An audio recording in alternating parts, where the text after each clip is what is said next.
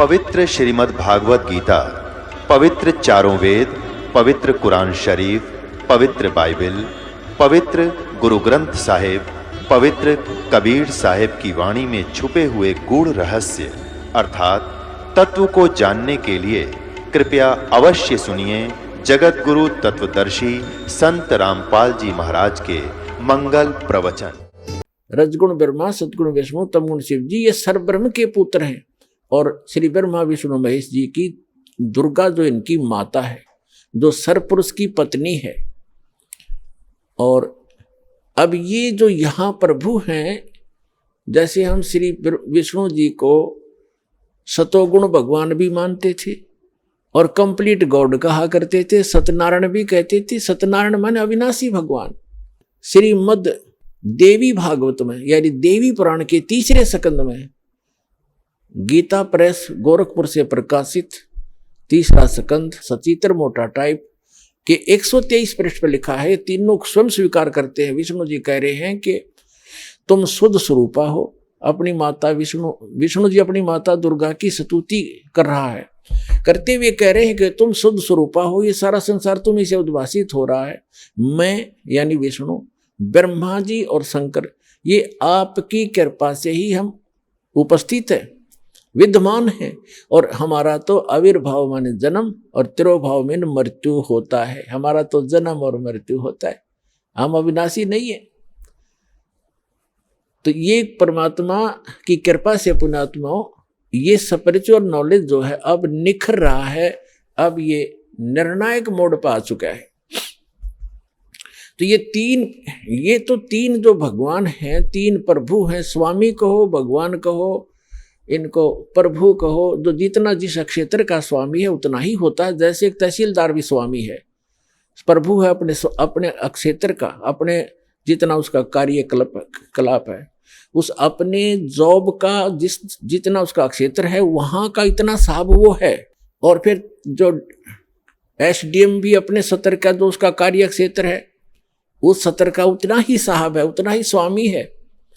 और deputy commissioner DC जिसको कहते हैं, अन्य राज्यों में उसको कलेक्टर कहते हैं, डिप्टी कलेक्टर कहते हैं। तो जो डिप्टी कलेक्टर है वहाँ का वही समझो, वो भी साहब है। और कलेक्टर यानी कमिश्नर वो भी साहब है। वो उसका जितना क्षेत्र है एक डिस्ट्रिक्ट के अंदर, वो डिस्ट्रिक्ट के अंदर ही वो एक साहब है। फिर एक मंत्री साहब है, कमिश्नर साहब है, फिर एक मंत्री साहब है। वो अपने विभाग का ही मालिक है, भले ही पूरे राज्य में है लेकिन उसका एक विभाग है, उतना ही मालिक है वो। अन्य विभाग में इंटरफेरेंस नहीं कर सकता, ना उसकी कोई चलेगी ना साइन चलेगी उनके कागजातों पर।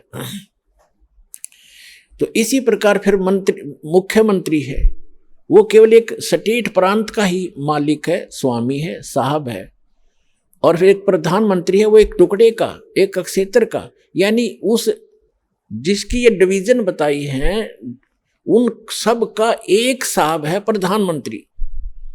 तो पूरे राष्ट्र का एक कुल मालिक है वो राष्ट्रपति और प्रधानमंत्री। राष्ट्रपति तो कुल मालिक है, प्रधानमंत्री भी एक ही होता है, वो भी उस राष्ट्रपति का ही प्रतिनिधि होता है। और आगे प्रधानमंत्री के ये सभी मुख्यमंत्री या अन्य जितने भी मशीनरी है सरकारी, ये सब उसके अधीन होती है, उसके होते हैं। ये अपने सत्र में भी साहब हैं, अपने सत्र में भी मालिक हैं, और ये कुल एक मालिक के भी हैं, उस सब के अधीन हैं, ऐसे समझना। तो कुल का जो मालिक है वो परम अक्षर ब्रह्म है, वो अल्लाह अकबर है, वो गॉड कबीर है, अल्लाह कबीर है, वो परम अक्षर ब्रह्म है। और वही काशी में आया था, 120 वर्ष रहे, सतलोक से चलकर आए थे। लहर तारा नामक एक सरोवर के अंदर विकसित कमल के फूल के ऊपर परमात्मा आकर शिशु रूप धारण करके विराजमान हुए थे। उनके प्रत्यक्ष दृष्टा एक अष्टानंद नाम के ऋषि हैं, उसी सरोवर पर उसी दिन प्रतिदिन की तरह वो वहां अपना अभ्यास कर रहे थे, भक्ति कर रहे थे। ऊपर से एक प्रकाश का गोला सा आया अष्टानंद ऋषि ने देखा, उस देखते उसकी आंखें चरम दृष्टि सहन नहीं कर सकी और आंखें बंद हो गई। इतना तेज प्रकाश ऊपर से आ रहा था, स्पीड से, बिजली जैसी गति से। वेद भी बताते हैं कि आप विद्युत जैसी गति से गतिशील हो करके अपने मुख्य स्थान से हमारे यहां आते हो। आंखें उसकी बंद होगी, अष्टानंद जी की उस तेज प्रकाश को देखकर सहन नहीं कर सके। आंखें बंद हुई तो क्या देखा, जैसे हम सूर्य की तरफ देख लेते हैं गलती से, तो हम हमारी चरम दृष्टि उसको सहन नहीं करती, तुरंत बंद करते हैं या दूसरी साइड में नीचे करते हैं, तो हम क्या देखते हैं कि प्रकाश रहित आकार सूर्य का हमारे सामने होता है। इसी प्रकार जब अष्टानंद जी की आंखें बंद हुई तो उसने प्रकाश रहित जो रूप देखा वो एक बालक का था। जब उसने दोबारा आंखें खोली तो क्या देखा कि वही प्रकाश आकर के लहर तारा नामक सरोवर के ऊपर कमल के फूल पर, कमल का फूल नहीं देखा उसने, सरोवर के अंदर एक कोने में जाके सिमट गया। ब्रह्म मुहूर्त की बात है, सुबह सुबह ब्रह्म मुहूर्त होता है सूर्य उदय होने से लगभग 1.5 घंटा पूर्व। तो उसने जाकर के अपने अष्टानंद ऋषि जी ने अपने पूज्य गुरुवर स्वामी रामानंद जी काशी वाले से पूछा कि ऐसे ऐसे मैंने एक प्रकाश आता देखा, मेरी आंखें सहन नहीं कर सकी गुरुदेव, और जो ही मेरी आंखें बंद हुई तो मुझे एक बालक रूप दिखाई दिया, नवजात शिशु जैसा, और दोबारा आंखें खोली तो प्रकाश एक सरोवर में समा गया।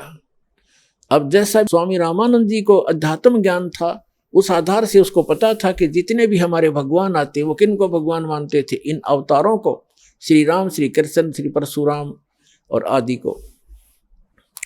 तो उसने कहा कि बेटा ये लक्षण एक ऊपर के लोकों से कोई महापुरुष आते हैं उनके लक्षण हैं, और यहाँ किसी माँ के यहाँ जन्म लेंगे, गर्भ में धारण जाएंगे और वहाँ से जन्म लेकर यहाँ कोई लीला करने आते हैं, तो ऊपर के लोकों से जब शक्तियाँ आती हैं उनको ऐसा ही तारा सा टूटा करता है, वो ऐसे ही आते हैं। तो जैसा उसको ज्ञान था, अध्यात्म ज्ञान स्वामी रामानंद जी को परमात्मा के मिलने से पहले, वो अपने शिष्य की शंका का समाधान कर दिया, वो संतुष्ट हुआ। तो कहने का भाव जो प्रसंग आप वहीं आते हैं कि वो परमात्मा स्वयं ही सतलोक से चलकर आते हैं या शिशु रूप धारण करके अपना आते हैं, और फिर लीला में तरीके से बड़े होते हैं, छोटी ही आयु में बड़े बड़े विद्वानों के छक्के छुड़ा देते हैं। तो वो परमात्मा स्वयं आकर के ये ज्ञान देते हैं। तो उन्होंने आकर के जो ज्ञान बताया है, तो वो परमात्मा उन्होंने आकर के सच्चा ज्ञान बताया है जो तत्व ज्ञान कहलाता है। अब जो प्रसंग चल रहा है कि वेद के गीता, श्रीमद् भगवत गीता, हाँ ये चार परमात्मा यानी तीन तो ये प्रभु हो गए, सरपुरुष, अक्षर पुरुष और परम अक्षर पुरुष, सरब्रह्म, अक्षर ब्रह्म और परम अक्षर ब्रह्म, इनकी सबकी सतीथि होगी। जैसे पूरे ये 3 लोक के अंदर, एक ब्रह्मांड के अंदर ये 3 लोक हैं, पृथ्वी लोक, पाताल लोक और ऊपर स्वर्ग और नरक, इकट्ठा ही उसको स्वर्गलोक ही कहते हैं। इन 3 लोकों के ऊपर ये तीनों प्रभु, रजगुण ब्रह्मा, सतगुण विष्णु, तमगुण शिव जी, ये समझ लो एक विभागीय मंत्री है, और तीनों लोकों पर ही इनका एक एक विभाग पर अधिपत्य है। ये इतने प्रभु हैं, इतने स्वामी हैं। और जो इनका पिता है, जो सरब्रह्म है, ये ऐसे ऐसे 21 ब्रह्मांडों का स्वामी है। एक ब्रह्मांड के अंदर ये स्वयं मुख्यमंत्री का रोल करता है, ये समझ लो।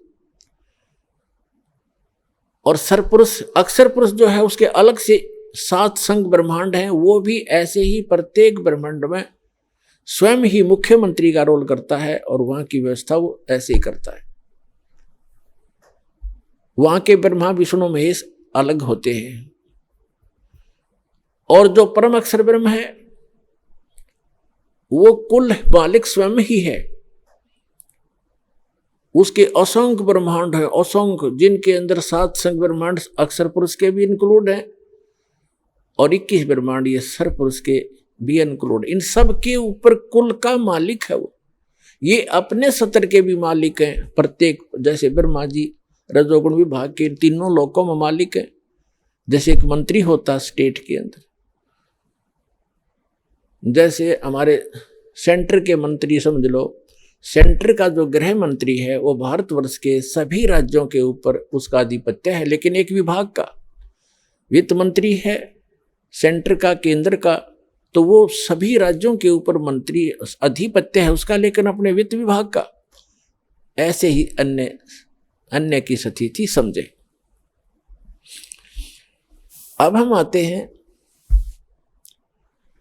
कि जो इन ब्रह्मा जी की पूजा कोई करते ही नहीं, ये तो इन रिजेक्ट करवा रखा हमारे धर्म गुरुओं ने। लेकिन ये भी हमारी गलती रही है, क्योंकि जैसे गृह मंत्री है अपने यहाँ का, जैसे स्टेट का, तो गृह मंत्री के जो बेनिफिशियल काम है, जो लाभ देने वाले कार्य हैं, वो जनता को गृह मंत्री से अधिक मिलते हैं। इसलिए गृह एक सैर सपाटा मंत्री हो, जैसे ये पर्यटक मंत्री कहते हैं, हाँ पर्यटक मंत्री उन पार्क में घूमे जाओ, उसका कोई विशेष लेनदेन है नहीं। और गृह मंत्री के पास तो बहुत कुछ जनता को सहायता देने, सुविधा देने का अधिकार होता है। इसलिए गृह मंत्री को उत्तम मान लिया। लेकिन इनकी पावर एक जैसी है मंत्रियों की, एक ही जैसी इनकी क्वालिफिकेशन होती है, एमएलए से ही बनते हैं, ऐसा समझो। तो ब्रह्मा जी को ना मानना ये भी हमारी बुद्धि कमजोर ही समझो। अब कभी उससे भी तो काम पड़ सकता है, ऐसा जरूरी नहीं कि उसके स्तर का कोई काम ही नहीं आएगा, उससे विरोध नहीं, आदरणीय सभी होते, ऐसे समझ कर चलो। ये स्पिरिचुअल, कंप्लीट स्पिरिचुअल नॉलेज यानी संपूर्ण अध्यात्म मार्गदास आपके रूबरू कर रहा है। कई बार समझोगे, सीडी ले जाना, बार बार सुनना, क्योंकि बच्चा कोई एक महीने में ही बीए, एमए, एमएससी नहीं कर लेता, समय बहुत लगता है। फिर करने के बाद देखना उंगलियों पर हो जाता है उसके सारा सिलेबस, ऐसे ही आपके हो जाएगा। अब हम आते हैं, आज का जो प्रसंग है कि हमारे सदग्रंथों में जो साधना लिखी है वो हमारी यथार्थ साधना है, शास्त्र अनुकूल साधना है। गीता, श्रीमद् भगवत गीता अध्याय नंबर 16 के श्लोक नंबर 23-24 में कहा कि शास्त्र विधि को त्याग कर जो मनमाना आचरण करते हैं उनको ना सुख होता है, ना कोई गति होती है, ना उनको कोई सिद्धि प्राप्त होती है, ना उनको परम गति होती है, यूजलेस है। इसलिए 24वें श्लोक में कहा 16वें अध्याय के कि इससे तेरे लिए अर्जुन कर्तव्य और अकर्तव्य की अवस्था में कौन से आध्यात्मिक कर्म करने चाहिए, कौन से ना करने चाहिए, उनके विषय में शास्त्र ही प्रमाण है। अन्य किसी की दंत कथा पर विश्वास मत करना। इससे सिद्ध हो गया कि शास्त्र विधि को त्याग कर जो सदग्रंथों में, शास्त्रों में प्रमाणित जो साधना है उसके विपरीत जो साधना कर रहे हैं वो यूजलेस है। हमारे सदग्रंथों में कौन सी साधनाएं हैं? जैसे दास ने बताया कि यजुर्वेद अध्याय नंबर 40 के मंत्र नंबर 15 में वेद ज्ञान दाता ब्रह्म है, इसने अपने सत्र का ज्ञान बताया है कि ओम है मेरा मंत्र।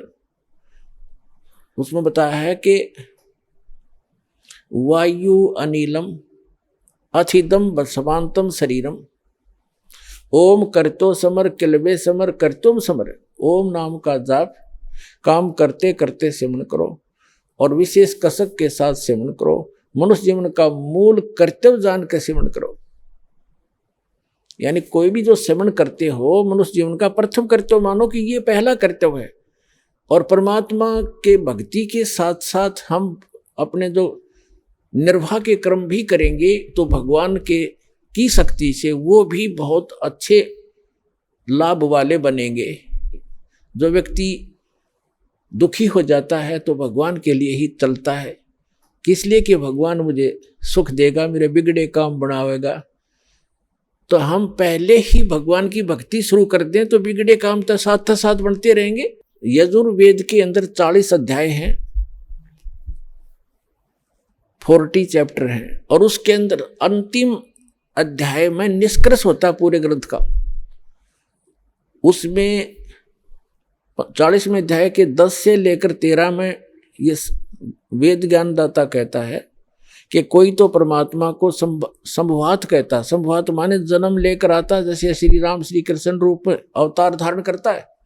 और कुछ समझते हैं वो असंभवात, वो जन्म लेता ही नहीं, अर्थात अजन्मा है। तो कहते हैं वो परमात्मा कैसा है उसके विषय में तत्वदर्शी संत जो ज्ञान बताते हैं उनसे सुनो। और कोई तो किसी ने एक अक्षर ज्ञान हो गया, विद्या आ गई थोड़ी सी, उसको विद्वान मान लिया। जिसको अक्षर ज्ञान नहीं उसको तुम अविद्वान कह देते हो। विद्वान और अविद्वान की परिभाषा भी तत्वदर्शी संत बताओगे, उनसे सुनो। अब जैसे हमारे परमात्मा आए थे, सिंपल लैंग्वेज बोला करते थे जिसको आम नागरिक समझ सकता है, उस भाषा में बोलने से वो समझ सकते थे।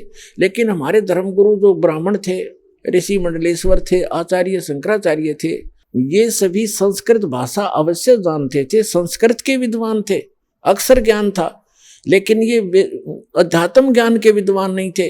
इन्होंने परमात्मा को ये कहकर हमसे दूर कर दिया कि ये वेद नहीं पढ़ा, इसको संस्कृत नहीं आती कबीर साहब को, ये दुल्हा धान क्या जाने भगवान के सदग्रंथों के बारे में, ये झूठ बोलता है।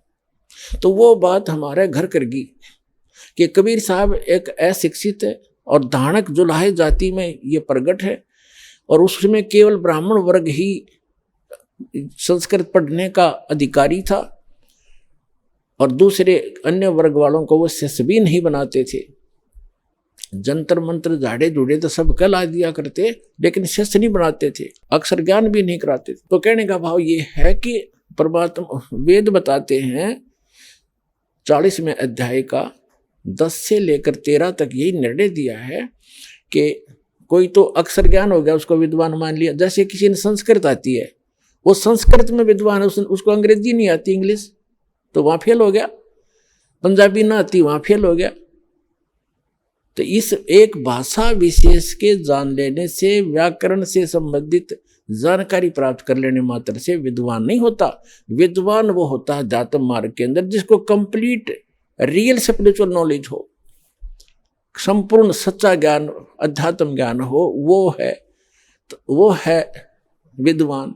तो ये बताया कि फिर 40वें अध्याय का जो 15वें श्लोक में तो उसने अपनी स्थिति बता दी कि मेरी भक्ति जो है वो ओम नाम की। फिर 40वें अध्याय के 17वां श्लोक अंतिम श्लोक है वेद यजुर्वेद का और 40वें अध्याय का, उसमें स्पष्ट कर दिया है कि वो पूर्ण परमात्मा जो परम अक्षर ब्रह्म है वो तो ऊपर है, वो प्रोक्ष है, ऊपर तेजो में लोक में, और मैं ब्रह्म हूं, मैं अहम ब्रह्म खम ब्रह्म ओम, मेरा ओम नाम है, और मैं ऊपर ब्रह्मलोक रूपी दिव्य आकाश में रहता हूं और मेरा ओम नाम है।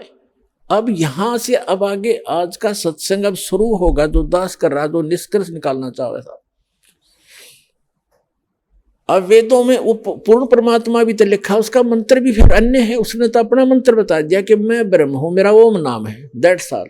और देवी भागवत के अंदर, देवी पुराण के अंदर हिमालय को ज्ञान देते हुए 7वें स्कंध में देवी जी कहती है हिमालय राजा को ज्ञान दे रही है 562 पृष्ठ पर, सचित्र मोटा टाइप, गीता प्रेस गुरुपुर से प्रकाशित में 562 और 563 पर निष्कर्ष निकाल दिया कि हे राजा,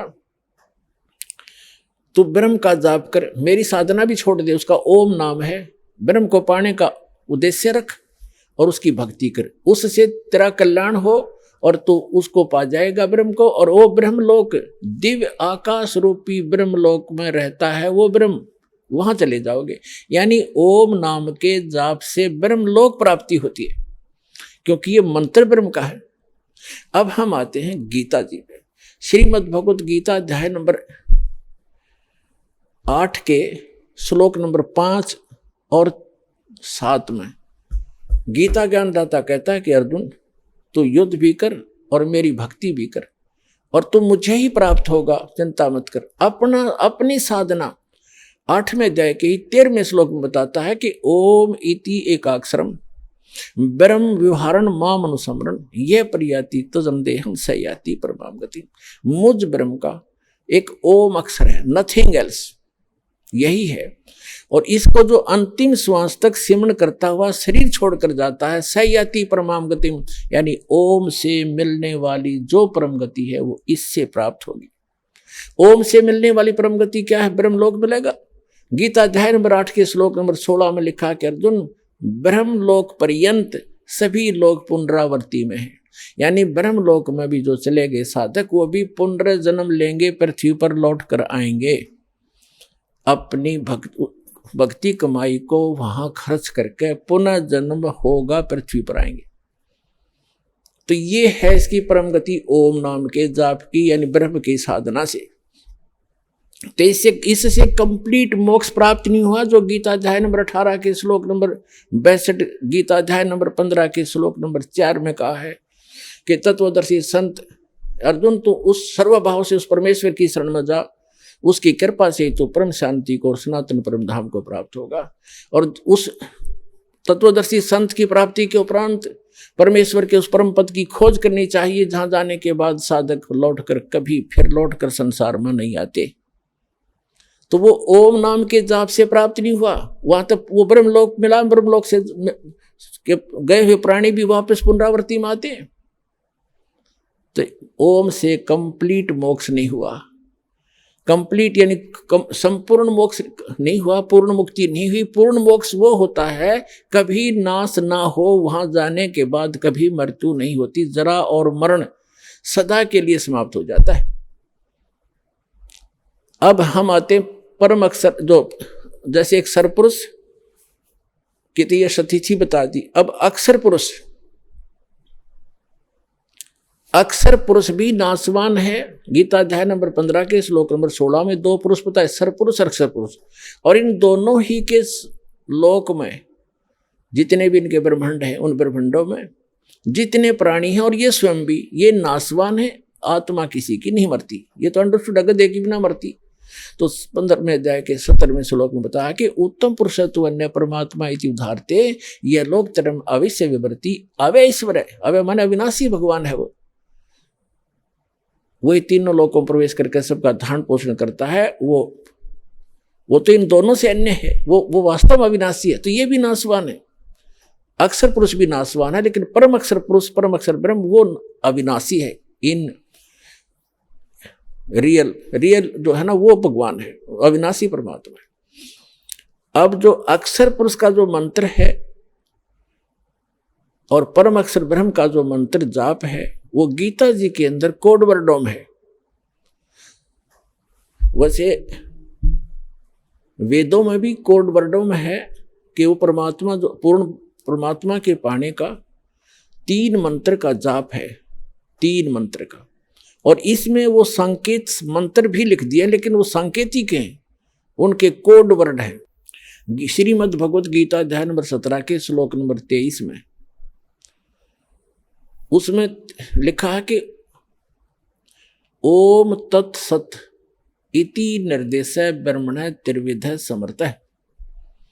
ब्रह्मण माने सच्चिदानंद घन ब्रह्म, यानी परम अक्षर ब्रह्म।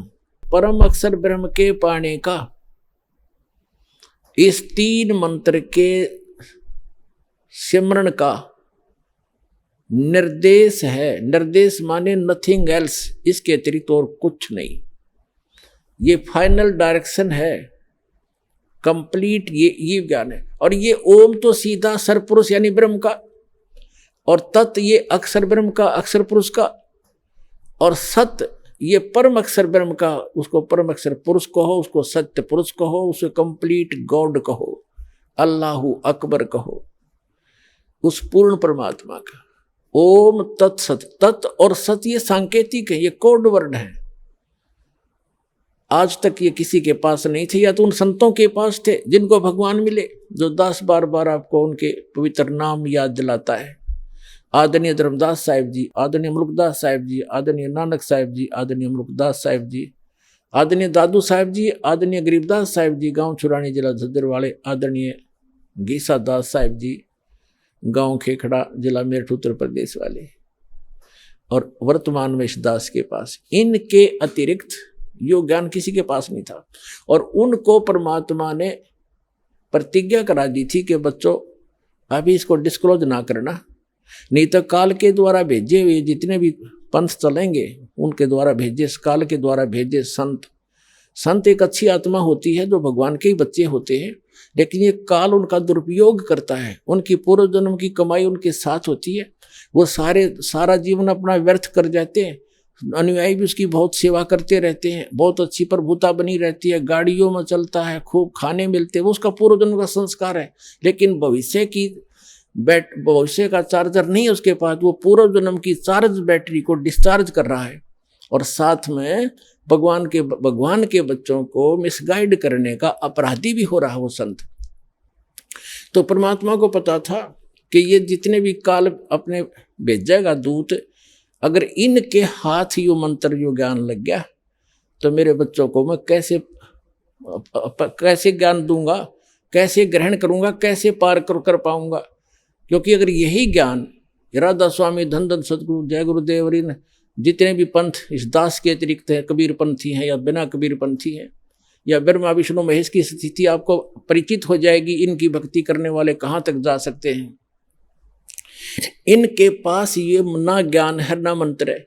तो परमात्मा ने कह दिया था, धर्मदास मेरी लाख दुहाई, ये मूल ज्ञान, ये मूल नाम कहीं बार ना जाई, धर्मदास मेरी लाख दुहाई, मूल ज्ञान कहीं बार ना जाई। मूल ज्ञान कहो, और मूल ज्ञान तो एक कंप्लीट स्पिरिचुअल नॉलेज है, तत्व ज्ञान। और मूल मंत्र, मूल नाम, सार नाम, ये मूल नाम है, ये सतनाम और सार नाम। और एक सारनाम अलग है, सारनाम कहो, मूल नाम में तो दोनों आ जाते हैं, सतनाम और सारनाम। तो जो सतनाम है ये 2 अक्षर का बनता है, एक ओम और दूसरा इसमें तत्, जो अक्षर पुरुष का मंत्र है, कोड वर्ड है वो तत्, वो दोनों मिलकर सतनाम होता है। और सांस उश्वास से उसका सिमरण होता है। कबीर साहब कहते हैं, सांस उश्वास में नाम जपो, व्यर्था सांस मत खो, ना जाने इसी श्वास को आवण हो के न हो। तो वो श्वास उश्वास से सिमरण है उस सतनाम के 2 अक्षर का। वो तत् और ओम मिलकर बनता है। तत् ये कोड वर्ड है, अक्षर पुरुष का है, मंत्र है। और सत जो है वो है सार नाम, सार शब्द, आदि शब्द, आदि नाम, वो है, उसका कोड वर्ड है सत्य। और वो परम अक्षर ब्रह्म यानी पूर्ण परमात्मा सत्य पुरुष का जाप है। तो ये जो साधना हम करते हैं ये पूजा नहीं है इनकी। जैसे हमने जल प्राप्ति करनी है और जल है जमीन में, उसको निकालने के लिए हम जो इंस्ट्रूमेंट प्रयोग करेंगे, जो औजार प्रयोग करेंगे, बोकी पाइप लावांगे और जो क्रिया हम करेंगे, ये हमारी पूज्य नहीं, ये साधना है। और पूज्य हमारा जल है। तो जल प्राप्ति के लिए जो हम कार्य करें वो उनकी पूजा नहीं करें, जो साधना प्रयोग की हमने। तो जैसे प्रथम मंत्र में आपको दिए जाते हैं, ये केवल सूक्ष्म वेद के अंदर है ये कंप्लीट मंत्र। और इन अन्य संतों ने कहीं कहीं से, जैसे परमात्मा आए थे, परमात्मा स्वयं आए थे, वो तो आप जैसे ब्रह्मा विष्णु महेश भी उसी के बच्चे, हिंदू भी उसी के बच्चे, मुसलमान भी उसी के बच्चे, सिख भी उसी के बच्चे, ईसाई भी उसी के बालक है। तो ये वो तो सबके उद्धार के लिए आता है। तो उन्होंने ब्रह्मा जी को भी, विष्णु जी को भी, शिव जी को भी अलग अलग मंत्र दिए। तो वो उनमें से एक एक मंत्र, ये किलियम शरीयम, ये किसी ने किलियम ले लिया, किसी ने शरीयम ले लिया, किसी ने हरेंग हरेंग करने लग गए। तो ये अलग अलग, अब गाड़ी का कोई पहिया उठा ले, कोई स्टेयरिंग उठाए घूमे कि यह मेरी गाड़ी है, कोई एक व्हील ने लिए फिर रहा है कि यह कंप्लीट गाड़ी है। कंप्लीट कार तो सारे मिलकर बनाएगी राम नाम की गाड़ी। तो अभी तक इनकम्प्लीट स्पिरिचुअल नॉलेज था। तो ये सभी सपेट पार्ट हमारे जेन्युइन पार्ट हमारे जेन्युइन ग्रंथों में लिखे हुए थे। अब जैसे एक सपेट पार्ट की दुकान है जेन्युइन की, और इंजीनियर जो वस्तु उसको मिले चाहिए फटाफट उठाएगा और ठीक स्थान पर ला के गाड़ी बना देगा। एक कोई बैरिंग ले अंडर ने को यह भी गाड़ी है ट्रेन है मेरी, यह रेलगाड़ी है, यह कार गाड़ी है। तो ये इस तरह की बातें अभी तक ये इनकम्प्लीट स्पिरिचुअल नॉलेज रखने वाले ये संत, अधूरे ज्ञान वाले हमें न्यू मूर्ख बना रहे थे। कोई कुछ मंत्र दे रहा है, कोई कुछ मंत्र दे रहा है, इसी से मोक्ष हो जाएगा। तो शास्त्र विदिता का मनमाना ज्ञान और मनमाना आचरण था, उससे लाभ नहीं होना था और हुआ नहीं आज तक। अब देखना कैसे लाभ ना होंगे। सब तरह का सुख होगा, आपके परिवार में सुख, आपके घर में सुख, और आपको मोक्ष प्राप्ति होगी। ये सत्कर्म मान लेना।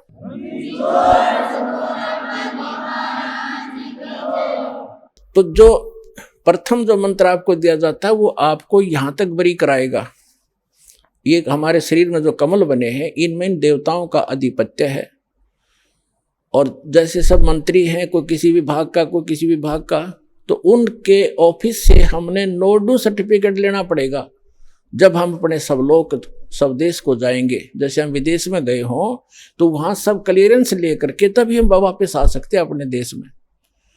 तो इस प्रकार जो आपको प्रथम मंत्र दिया जाता है वो आपको यहाँ तक बरी करेगा। वो इन सभी देवों की साधना है या इनकी पूजा नहीं है। तो इनका जाप हम करेंगे तो ये पूजा नहीं करे। जैसे हम किसी से लोन ले रखा है बैंक से, उसकी किस्त भरते हैं तो उसकी पूजा थोड़ी है, तो करते हुए हमारा करना चाहिए, नहीं तो हमारी नीलामी हो जाएगी। हमने टेलीफोन कार्ड ले रखा है कनेक्शन और हम बिल नहीं भरेंगे तो बिल भर रहे हैं तो क्या उसकी पूजा कर रहे हैं? हम अपना कर्तव्य निभा रहे हैं और हम उसका टैक्स देंगे तो हम आगे चलाएंगे। इसी प्रकार अन्य बिजली, पानी, गैस कनेक्शन के बारे में जाने। तो इसी प्रकार इन सभी देवों से हमें राहत मिलती है, लेकिन ये मिलती है इन मंत्रों से। जैसे आपको पहले भी बताया था, ये इनके मूल मंत्र हैं। इनके अतिरिक्त कोई मंत्र और जाप किया जाता है ये कभी लाभ नहीं देंगे। जैसे एक भैंसा होता है, या जैसे ये जिसको खागड़ कहते हैं जो, तो उसके उनका एक अलग कोड मंत्र है। जैसे खागड़ को यानी बैल को, सांड करें जा वो ना देखे, और उन्हें एक बार कर दे हर वो नू देखेगा, ऐसे देखेगा चकुन्ना हो करके। तो वो जो अलग से जो मंत्र, उसका जो कोड वर्ड है वो है उसका असली मंत्र, उससे खिंच जाता, उसके बस की बात नहीं होती। जैसे भैंसे ने कहा अगर हर, और वैसे उसको कहता जाए भैंसा ए भैंसा कति नहीं देखा वो, अरे एक बार ने कह दिया हर नू देखेगा पाछे मुड़ के। तो ये जो हुर्र है इसका मूल मंत्र है, वो विवश है उसके। तो ये जो मंत्र है ये इन भगवानों के मूल मंत्र है, विवश है, इनके बस की बात नहीं। इस मंत्र से इनमें अवश्य गतिविधि होती है और तभी आपको तुरंत लाभ हो जाएगा। तो उसके बाद जैसे गीता अध्याय नंबर 8 के श्लोक नंबर 5 और 7 में गीता ज्ञानदाता कहता है मेरी भक्ति कर। 8वें अध्याय के 13वें श्लोक में गीता में उसने अपना मंत्र बता दिया। तो मेरी भक्ति करेगा तो मुझे ही प्राप्त होगा बस, और ब्रह्मलोक में जाएगा। ब्रह्मलोक में गए हुए प्राणी भी वापस आते। ये कंप्लीट नहीं हुआ, ये मोक्ष पूर्ण मोक्ष नहीं हुआ, क्योंकि गीता अध्याय नंबर 8 के श्लोक नंबर 16 में ये भी स्पष्ट कर दिया है कि ब्रह्मलोक में गए हुए प्राणी भी पुनरावृत्ति के अंदर है, जन्म मृत्यु होती है। 18वें अध्याय के 62वें श्लोक में, 15वें अध्याय के 4थे श्लोक में स्पष्ट किया है कि अर्जुन तू सर्वभाव से उस परमेश्वर की शरण में जा, उसकी कृपा से तू परम शांति को और सनातन परम धाम को, शाश्वत स्थान को प्राप्त होगा, जहां जाने के बाद साधक फिर लौटकर कभी संसार में नहीं आते। तो उसके लिए 8वें अध्याय के 8, 9, 10 में कहा है कि जो उस परमात्मा की परम अक्षर ब्रह्म की भक्ति करता है, उस तत्वदर्शी संत से प्राप्त करके कंप्लीट स्पिरिचुअल भक्ति विधि, भक्ति मेथड, वर्शिप मेथड, तो फिर वो उस भक्ति के बल से, उस योग के बल से, योग माने भक्ति साधना के बल से उस परमात्मा को प्राप्त हो जाता है। तो यहाँ जो बात अभी तक अड़ी रही इन कबीर पंथियों के, ये कहते तो थे हम सतलोक सतपुरुष की कथा सुनाते थे, और ये न्यू के कहते हैं कि जो तुम अन्य जाप करते हो ना, ये तो काल के जाप है। अरे कोई बात हुई। अब जैसे हमने जल निकालना है पृथ्वी से, तो हमारा जल पूज्य है, उसको पाने के लिए जो इंस्ट्रूमेंट, हैंडपंप लगाने के लिए बोकी मारनी है, पाइप लानी है, हैंडपंप लगाना है, तो ये है उसके पाने का एक प्रोसेस है और प्रोसीजर है। ये इंस्ट्रूमेंट है उसको प्राप्त कराने के। ये इनकी पूजा नहीं कर रहे हैं, हम इनको तो प्रयोग कर रहे हैं। तो ये जितने मंत्र हैं ये इन भगवान उस पूज्य वस्तु को पाने के लिए हमारी साधना के शस्त्र हैं, शास्त्र, ये शस्त्र हैं, हमारे मंत्र हैं। तो इसमें जैसे हम वो जैसे पाइप लाए, ये तो समझ लो पाइप लाए हैंडपंप लगाने के लिए, ये तो प्रथम मंत्र की कमाई से आपको लाभ हुआ। फिर बोकी, ये है सतनाम। इस बोकी को मारेंगे नीचे से, फिर बाहर मिट्टी निकालेंगे, फिर मारेंगे, फिर निकालेंगे, और पाइप साथ साथ चलेगी। तो जो सतनाम है ये श्वास उश्वास के 2 मंत्र का है। इस 2 मंत्र के जाप का आपने तब तक साधना करनी है जब, जैसे बोकी का काम उस समय तक है जब तक वो पानी जल तक ना पहुंच जाती पाइप। अब पाइप पहुंच गई जल तक नीचे पृथ्वी में, और यदि उसके ऊपर हैंडपंप नहीं लगाया तो अब पाइप भी व्यर्थ है। नीचे लोअर कर दी, वो भी व्यर्थ है। अब उसके ऊपर हैंडपंप लगाया जाएगा, और हैंडपंप की भी पूजा करनी पड़ेगी, सेवा, उसको घुमाना हिलाना पड़ेगा, तब वो पूज्य वस्तु मिलेगी जल। तो ये जो पाइप लाए हम खरीद कर, ये तो प्रथम मंत्र का लाभ समझो। और सतनाम का जो जाप है 2 अक्षर का, ये बोकी समझो। ये इसका काम ये होगा। यदि सारनाम नहीं मिला तो वो बोकी भी, पाइप लोअर की हुई भी व्यर्थ गई। तो कंप्लीट स्पिरिचुअल जो way of worship, method of worship है, वो कंप्लीट हमने प्रयोग करना पड़ेगा, तभी वो वस्तु प्राप्त होगी। तो मूल जो सतनाम का जो 2 अक्षर का मंत्र है, वो तो श्वास उश्वास से जाप करना है। उसने तो पाइप पहुंचा दी पानी के तक, एंड उसका। अब सार शब्द जो है, सार नाम आदि नाम, वो हैंडपंप है ऊपर का मशीन, वो लगाई जाएगी, फिर वो पूज्य वस्तु रोज प्राप्त होगी, कितना निकाल लियो। तो इस प्रकार परमात्मा प्राप्ति होगी पुण्यात्माओं। वो स्पिरिचुअल नॉलेज दास के पास है, आओ और ग्रहण करो।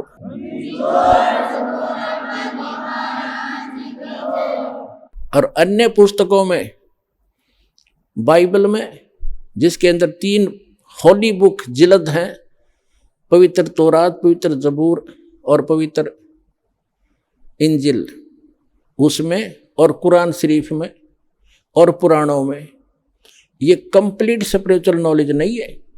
कंप्लीट स्पिरिचुअल नॉलेज जो सूक्ष्म वेद के अंदर है।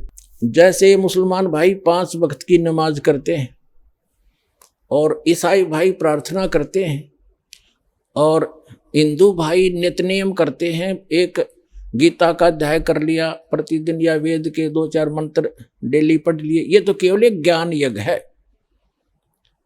5 यज्ञ होती हैं, एक यज्ञ से भी काम नहीं चलेगा। जैसे मुसलमान भाई क्या करते हैं,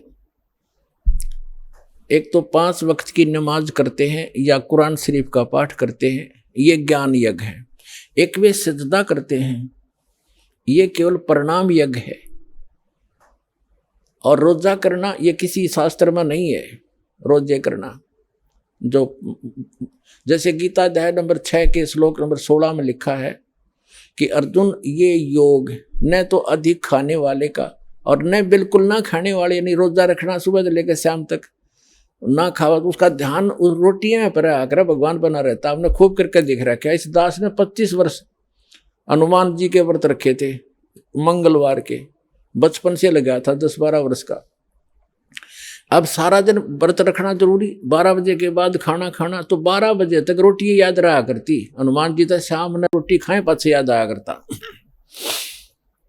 खाना खाने के बाद दिल करा करता है हनुमान चालीसा कर लूं। तो जिसको कोई अभाव है किसी वस्तु का, वो भक्ति नहीं कर सकता। तो इस प्रकार ये जो व्रत हैं, ये गीता जी में रिजेक्ट किए हैं कि ना तो घना खाने वाले का और ना बिल्कुल ना खाने वाले का, और न ही घना जागने वाले का, लोग दिखा बैठा रहे, और ना ज़्यादा सोने वाले का, ये कभी सफल नहीं होता। इसके लिए क्या बताया है कि प्रथम अंदल संयम राखै, योग युगत सब सतगुरु भाखै। सतगुरु बतावेगा ये सारी योग युक्ति। अंदल संयम करे, खाना खावे अवश्य खावे, इतना भी नहीं खावा दड़ी पक्का खा लिया फिर अगड़ाई टूटे नींद आवे, और इतना भी नहीं खावे कि आँख मुछीरे कति कंडे में हो जा शरीर। रोटी खाओ अवश्य खाओ, ज़्यादा नहीं खावे, जीने के लिए खावे, खाने के लिए नहीं जीवे, एक नियम है इसका। कहते सतगुरु बताएंगे ये सब योग युक्ति। अब जो प्रसंग चल रहा है कंप्लीट करते हैं इसको 2 मिनट के अंदर।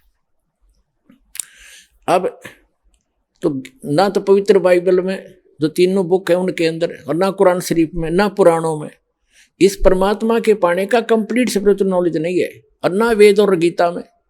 तो कंप्लीट स्पिरिचुअल नॉलेज है वो सूक्ष्म वेद में है, जिसको जो गॉड गिवन है, जो तत्व ज्ञान है वो दास के पास उपलब्ध है। उसके अंदर कंप्लीट स्पिरिचुअल नॉलेज है। पूरा विश्व आओ अपना कल्याण करवाओ। बोलो सतगुरुदेव की जय।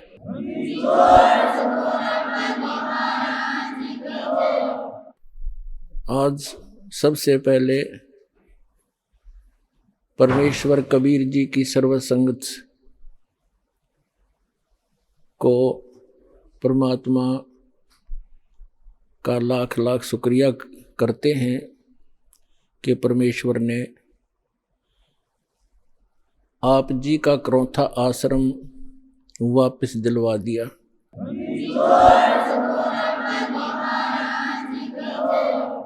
न्याय मिला, भले ही देर से मिला। कहते हैं सत्य को कुछ दिन दबाया तो जा सकता है, मिटाया नहीं जा सकता। आज हमारा वो सर्व गंध हट गया जो दुष्ट लोगों ने अफवाहें फैलाई थी, हमारी छवि को धूमिल करने की चेष्टा की थी। हमारे सब बच्चों ने, सब भक्तों ने मिलकर परमात्मा के यथार्थ ज्ञान को अपने सब भाई बहनों तक पहुंचाया और जनता को सच्चाई का पता लगा। और आप देख रहे हैं कैसे उमड़ उमड़ कर परमात्मा के बच्चे सतलोक आश्रम बरवाला में दीक्षा प्राप्त करने के लिए आ रहे हैं। परमात्मा कहते हैं कि भगत बीज पलटे नहीं, चाहे आए पड़ो सो झोल, और जय कंचन बिष्टा पड़े घटे निता का मोल। यदि सोने को, गोल्ड को टट्टी के अंदर डाल दिया जाए उसकी कीमत कम नहीं होती। जिसको पता लगता है कि गोल्ड है, उठाकर साफ करके और अपनी तिजोरी में रख लेता है। आइए अब हम उन श्रद्धालुओं के अनुभव जानते हैं जो जगत गुरु तत्वदर्शी संत रामपाल जी महाराज जी से दीक्षा प्राप्त कर चुके हैं तथा उनके द्वारा बताए गए भक्ति मार्ग पर चल रहे हैं। नमस्कार सर। नमस्कार सर। सर क्या नाम है आपका? ललित राम साहू नाम है मेरा। ललित जी आप कहाँ से हैं? मैं सर मुकाम पोस्ट सिंहपुर, तहसील कुरूद, जिला धमतरी, छत्तीसगढ़ का रहने वाला हूँ। ललित जी, संत रामपाल जी महाराज से नाम दीक्षा आपने कब ली? सर मैंने 13 जनवरी 2018 को नामदान लिया मालिक से। संत रामपाल जी महाराज से नाम दीक्षा लेने से पहले आप क्या भक्ति साधनाएं करते थे? जी सर, मैं संत रामपाल जी गुरु महाराज जी से नाम दीक्षा लेने से पहले मेरी पूरी उम्र जो है, कहना चाहिए छोटेपन से, करीबन मैं 5वीं पढ़ता था तब से मैं गायत्री परिवार से जुड़ा हुआ था। और गायत्री परिवार में रह करके ही पूरा यानी कि मैंने भक्ति साधना गायत्री की ही करी है। हुआ क्या, जब मैंने कि पूरा पढ़ करके मेरी शादी हुई। शादी होने के बाद में शांति कुंज हरिद्वार चले गए हम दोनों पति पत्नी, और वहाँ 1 महीने की अपना कर्मकांड की ट्रेनिंग होती है और 15 दिन की परिवाजक की ट्रेनिंग। तो ये ट्रेनिंग करने के बाद में मेरे को गायत्री शक्तिपीठ सिवनी मालवा परिवाजक बना करके भेज दिया गया। और जब मैं वहाँ पहुँचा परिवाजक बन करके, तो मेरे को काम दिया था आसपास के क्षेत्र में प्रचार प्रसार का। तो मैंने 3 महीना तक के प्रचार प्रसार खूब किया। तो इस दौरान क्या हुआ कि मेरे ट्रस्टियों ने मेरे काम को देख करके उन्होंने मेरी 6 महीना की फिर से पुनः बढ़ा दी वहाँ रहने के लिए, अपना गायत्री शक्तिपीठ सिवनी माला में परिवाजक पर रहने के लिए वहाँ मेरे को सेवा फिर से दे दी है, तो गायत्री पंथ में। तो हुआ क्या, इसी दौरान वहाँ के जो पंडित जी थे, जो मेरे से पहले पूजा पाठ करते थे, तो वो पंडित जी महान तांत्रिक थे।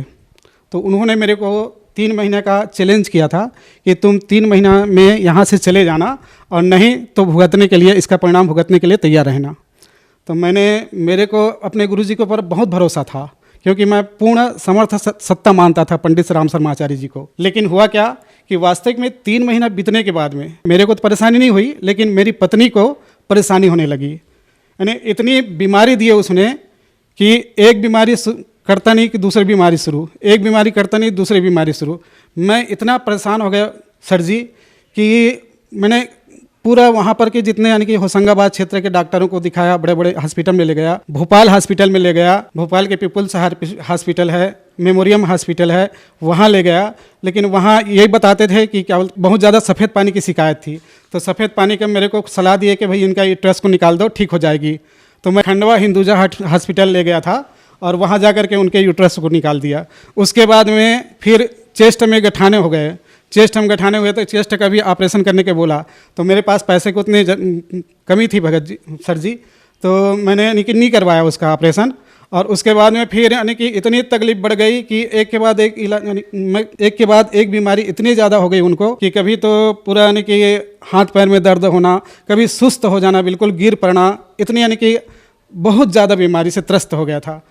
मेरे को ऐसा लगा कि मैं तो 2 बार भगत सर जी, आप मानोगे नहीं, मैंने 2 बार यानी गायत्री परिवार में रहते ही, सेवा करते हुए भी मैंने 2 बार जहर ला लिया था कि हम दोनों खा जाएंगे, खाकर मर जाएंगे ऐसे करके। फिर बच्चे के ऊपर देखा, बच्चा छोटा था तो उसके ऊपर ध्यान जाता था कि नहीं मालिक अगर हम मर जाएंगे तो इसका क्या होगा ऐसे करके। तो दोनों बार पुड़िया को फेंक दिया मैंने, नहीं खाएंगे ऐसे करके। फिर उसके बाद में मैंने यानी कि इतना ये कर लिया कि मैं क्या करूं मालिक। मैं तो यानी कि मेरे वहाँ मंदिर में 3 देवियाँ थी, एक गायत्री जी, एक दुर्गा जी, एक सरस्वती जी। तीनों देवियों को मैं लड़ता था रोज़। एक बार तो डंडा पकड़ के खड़ा हो गया था कि तुमको मारूंगा मैं ऐसे करके, क्योंकि मेरे से इनका दुख देखा नहीं जाता था, मेरी पत्नी का इतनी ज़्यादा परेशानी होने लगी थी।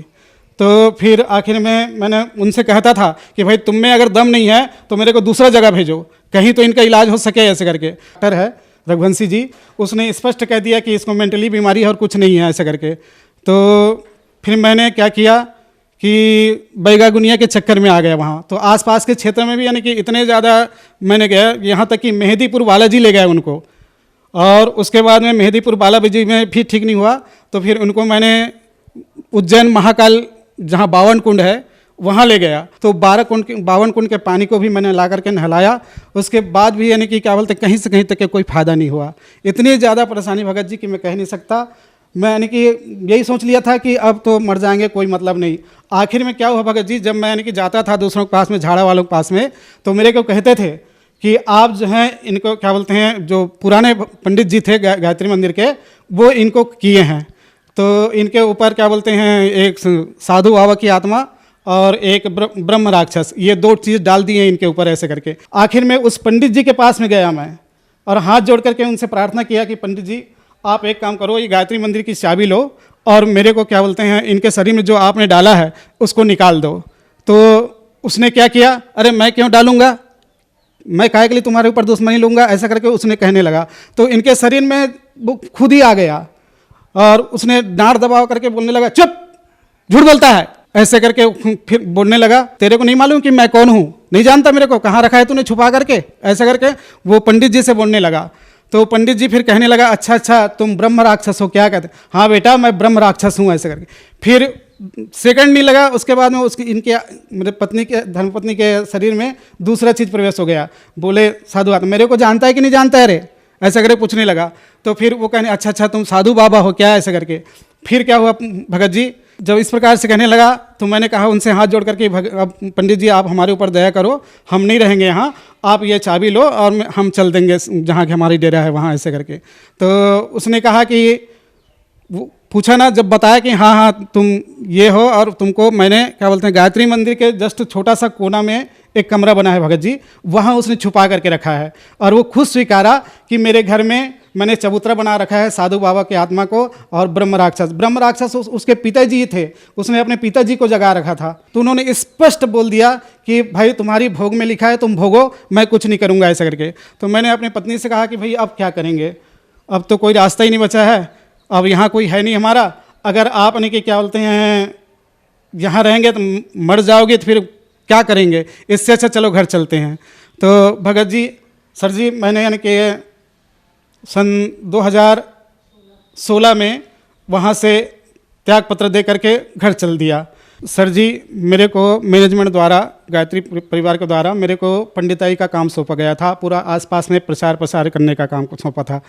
मैं यानी कि पंडिताई करता था, वहाँ हर पूजा पाठ करता, टोटल यानी कि जितने भी धर्मशास्त्र में पूजा पाठ का उल्लेख दिया है ये सारे पूजा पाठ में करता था। और उसके बाद में फिर क्या बोलते हैं, लोग आते थे समस्या लेकर के, तो समस्या का निदान भी करता था मैं। किसी के लिए पाठ किया, किसी के लिए पूजा करवाया, तो वो सब करता था मैं। तो उनको फ़ायदा हो जाता था भगत जी, लेकिन मेरे को कोई फ़ायदा नहीं होता था। मैं जो है बहुत ज़्यादा इनकी तबीयत से परेशान था। मैंने 18 साल तक तो परिवाजा का, गायत्री मंदिर में रह करके परिवाजा की काम किया, सेवा का काम किया, वहाँ मंदिर का आसपास में पूरा प्रचार प्रसार किया। और 18 साल से ही मैं परेशान था, मान के चलो, क्योंकि मेरे को वो पंडित जी ने कह दिया था कि तुम 3 महीना से यहाँ से चले जाना, लेकिन नहीं जाओगे तो परिणाम भुगतना ऐसा करके।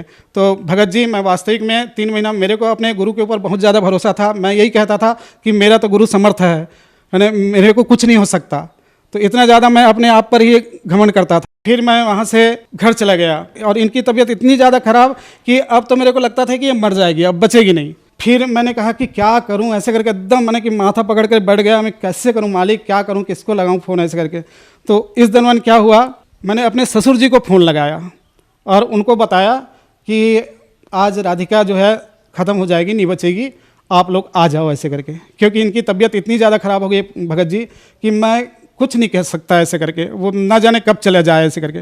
तो मेरे को हमारे ससुर जी कहने लगा कि आप एक काम करो, आप जो है रामपाल जी महाराज को 2 मिनट प्रार्थना करो, उनको बताओ ऐसे करके।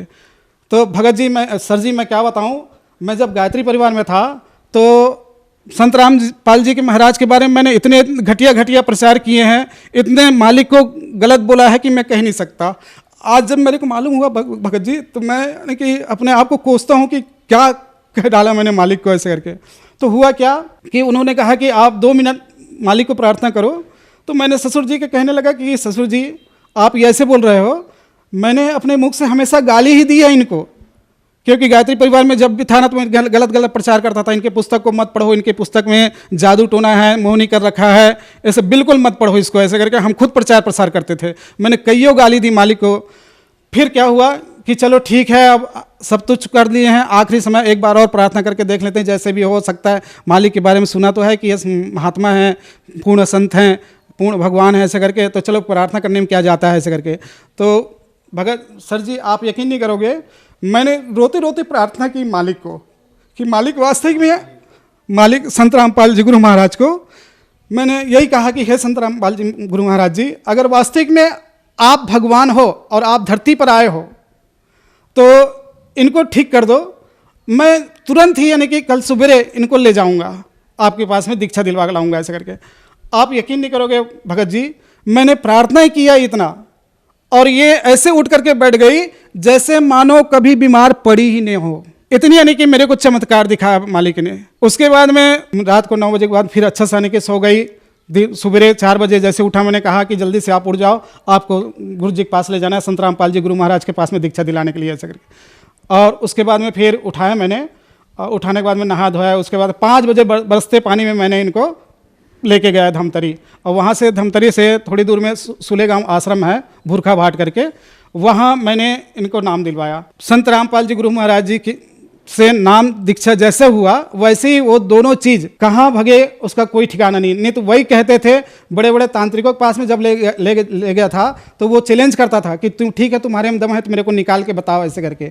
जब मैंने मेहंदीपुर बालाजी ले गया तो वहाँ कि जब बुलाया इनको तो इनके शरीर में जब प्रवेश किया तो पंडित जी को लताड़ लगाया, ये ठीक है क्यों रे, तू मेरे को बुलाया ना, चल निकाल के बता क्या कर लेगा मेरा। जबकि मेहंदीपुर बालाजी नाम प्रसिद्ध है भूत प्रेतों का निकालने के लिए। सर जी आप मानोगे नहीं, मैंने यानी कि कम से कम 8 लाख रुपया इनकी डॉक्टरों के पीछे और झाड़ फूकने वालों के पीछे लगाया है। इतना परेशान हुआ हूँ, आज वो 8 लाख रुपया रहता भगत जी सर जी तो मेरा एक बिल्डिंग बनकर तैयार हो जाता। बहुत ज़्यादा परेशानी थी भगत जी। मैं आपको बताऊँ कि 6 महीना तो ऐसा चला मेरे साथ में कि रात को 9 बजे मैं मंदिर को बढ़ा करके जाता था, खाना भोजन करेंगे सोएंगे ऐसा करके। जैसे ही 10 बजता था वो 10 बजे वो भूत प्रेत आत्मा इसको इतना परेशान कर, जैसे बताऊं मैं आपको, हम लोग खाना खाने के लिए थाली सजाते थे, थाली सजा सब चीज़ अब खाएंगे ऐसे करके सान करके निमाला उठाते थे और मुंह में भी नहीं ले जा पाता था मैं, और इनकी तकलीफ चालू हो जाती थी। कई बार तो सर जी मैंने यानी कि थाली को भी पटक दिया, क्या ज़िंदगी है ऐसे करके।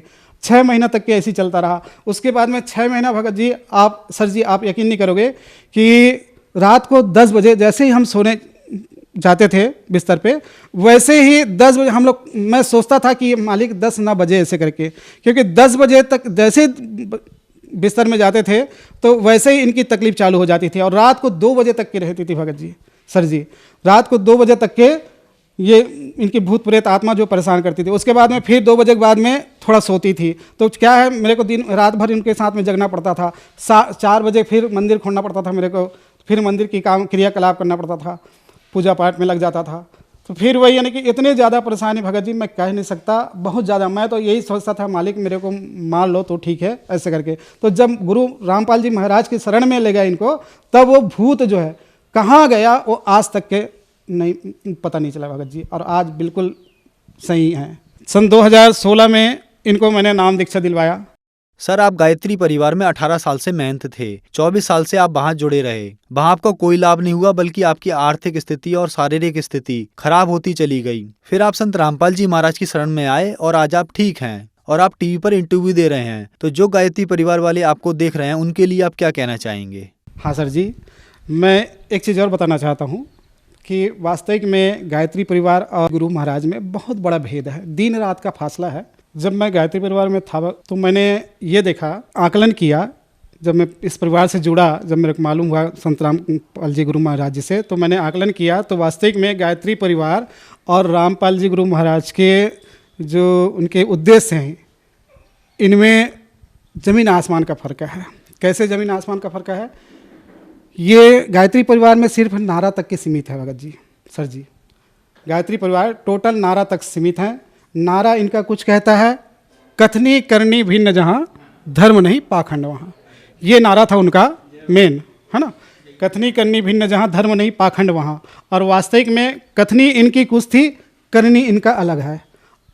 क्योंकि मैंने देखा है, जैसे एक चीज़ बताऊँ, हम लोग चिल्लाते थे कि दहेज प्रथा बंद हो बंद हो बंद हो करके नारा लगाते थे, लेकिन टोटल हर गायत्री परिवार का इंसान दहेज लेता है, शादियां में बहुत ज़्यादा खर्च करता है। और दूसरी बात मैंने देखा कि हम लोग नशा मुक्ति के लिए, नशा नाश का जड़ है भाई, इनका फल अति दुखदायी, ऐसे नारा लगाते थे। लेकिन हर गायत्री परिवार आज की डेट में कुछ ना कुछ कोई ना कोई नशा से लिपटा है। जबकि पंडित श्री राम शर्मा आचार्य जी नशा छुड़ाते थे, लेकिन हर गायत्री परिवार का इंसान जो है नशा करता है आज। तो इनकी कथनी करनी भिन्न है।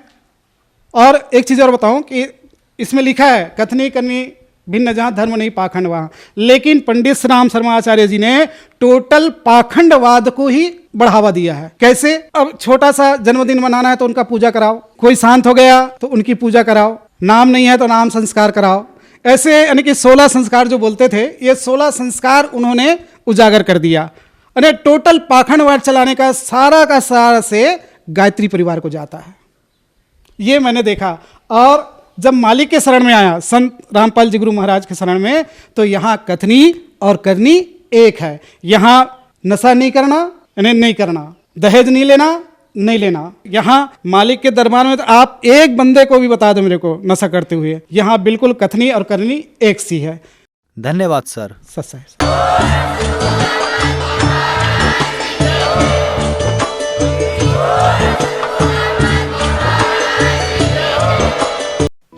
आप सुन रहे थे जगत गुरु तत्वदर्शी संत रामपाल जी महाराज के मंगल प्रवचन। अधिक जानकारी के लिए संपर्क करें